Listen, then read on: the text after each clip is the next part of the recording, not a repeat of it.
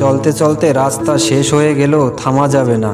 নতুন রাস্তার খোঁজে চলতে থাকতে হবে। বাধা আসলে রাস্তা তৈরি করে নিতে হবে।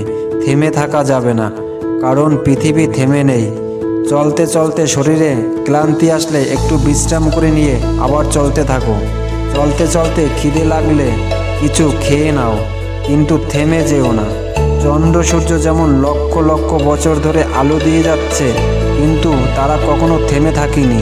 তুমি তোমার জীবনে হয়তো চন্দ্র সূর্যর মতো সময় পাবে না, কারণ তোমার কাছে সীমিত সময়। তাই সময়কে নষ্ট না করে সময়কে কাজে লাগিয়ে স্বপ্ন পূরণের পথে চলতে থাকো। থেমে থেকো না। চলতে চলতে আঘাত পেলে সহ্য করে নিতে হবে। চোখে জল আসলে মুছে নিতে হবে।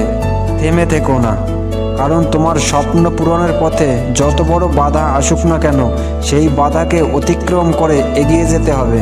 সকালে ঘুম থেকে উঠে কাজে লেগে যাও, আর এইভাবে লক্ষ্যে পৌঁছানোর রাস্তা তৈরি করতে থাকো।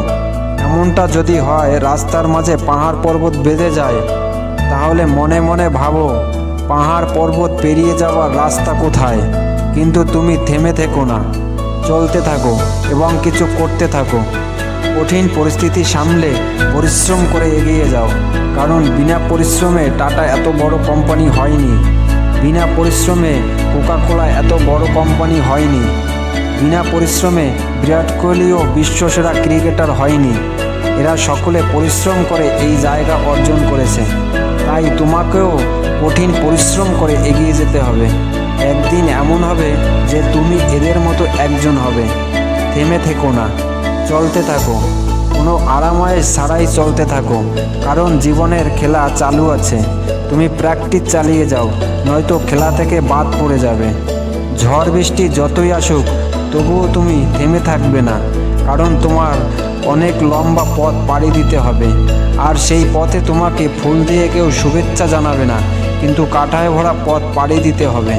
তবুও তোমাকে চলতে হবে, কারণ লক্ষ্যে পৌঁছানোর পর তোমার সমস্ত ক্লান্তি দূর হয়ে যাবে এবং মনের ভেতর খুশির আনন্দ উচ্ছ্বসিত হবে।